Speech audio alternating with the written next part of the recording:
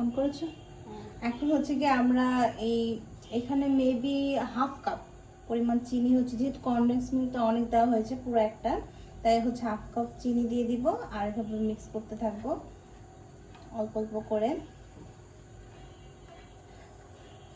আপনারা হচ্ছে স্বাদ মতো হচ্ছে যতটুকু পরিমাণ দরকার চিনি দিয়ে দেবেন। আমি যেহেতু কনডেন্স মিল্কটা পুরোটা দিয়েছি তাই হচ্ছে কি চিনি হাফ কাপের পরিমাণ হচ্ছে। পরে তো দিতে দেখলাম চিনি।